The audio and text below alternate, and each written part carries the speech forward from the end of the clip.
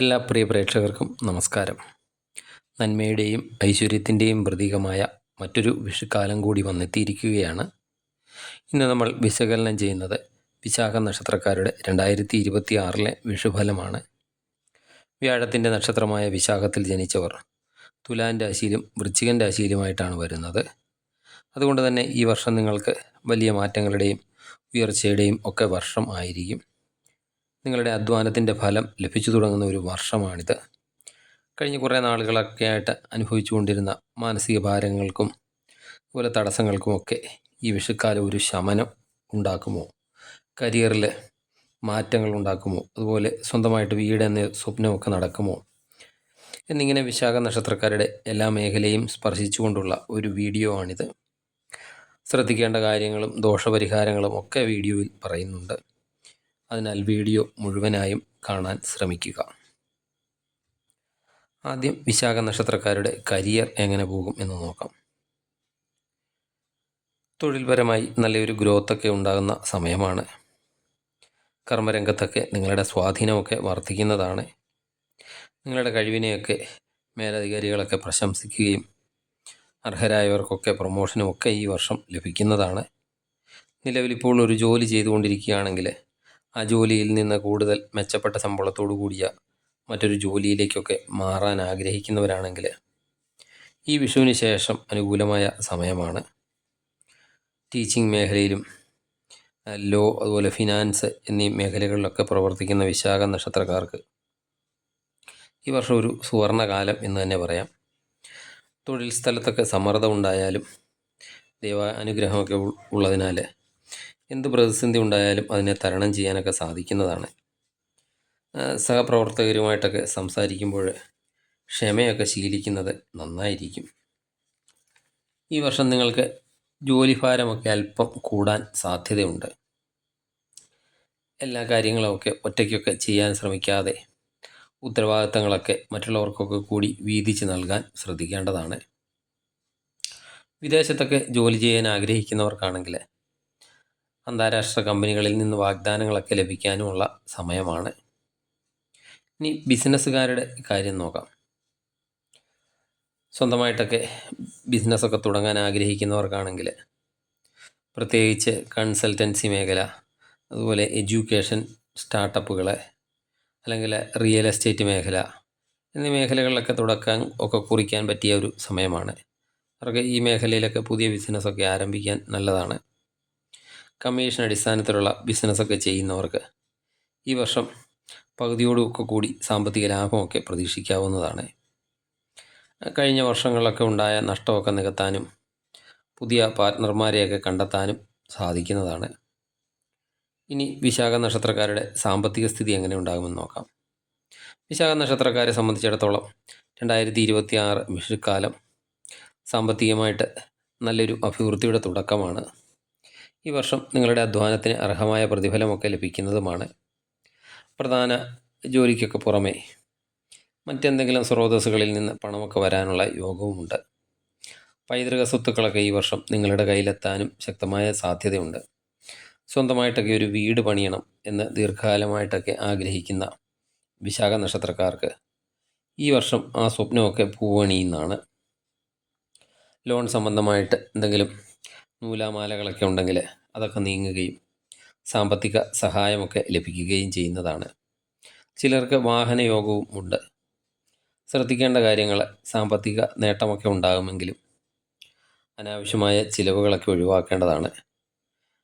മറ്റുള്ളവർക്ക് വേണ്ടി സാമ്പത്തിക കാര്യങ്ങളിലൊന്നും ജാമ്യവും നിൽക്കരുത്. അതൊക്കെ ഈ വർഷം ഒഴിവാക്കുന്നത് നല്ലതാണ്.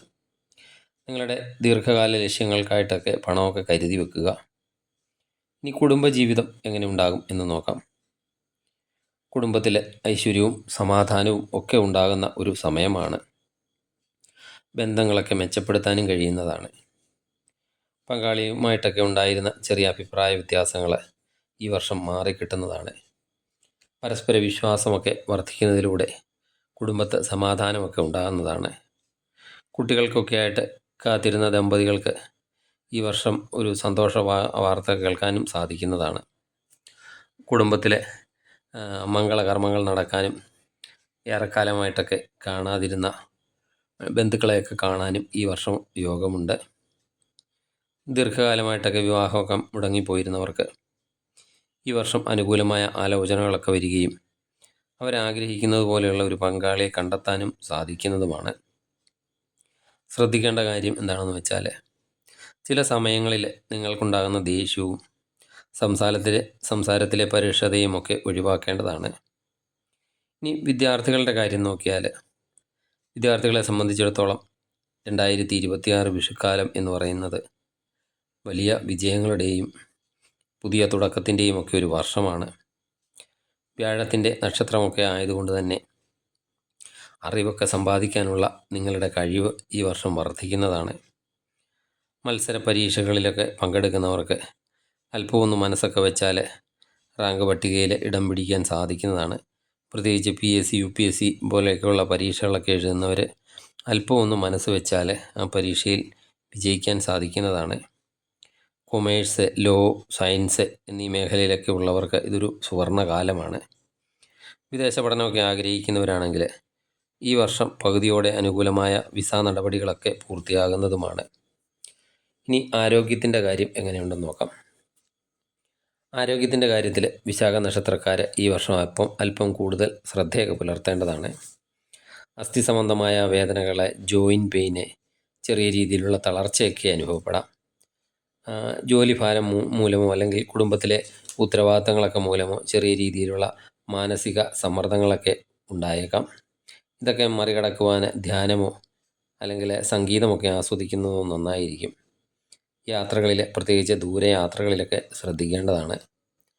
അതുപോലെ ശ്രദ്ധിക്കേണ്ട വേറൊരു കാര്യം, യാത്രകളിലെ ഭക്ഷണകാര്യം വളരെയധികം ശ്രദ്ധിക്കേണ്ടതാണ്. വായു സംബന്ധമായ അസുഖങ്ങൾ നിങ്ങൾക്ക് ഉണ്ടാകാൻ സാധ്യതയുള്ളതിനാൽ ഭക്ഷണ കാര്യത്തിൽ പ്രത്യേകം ശ്രദ്ധിക്കുക.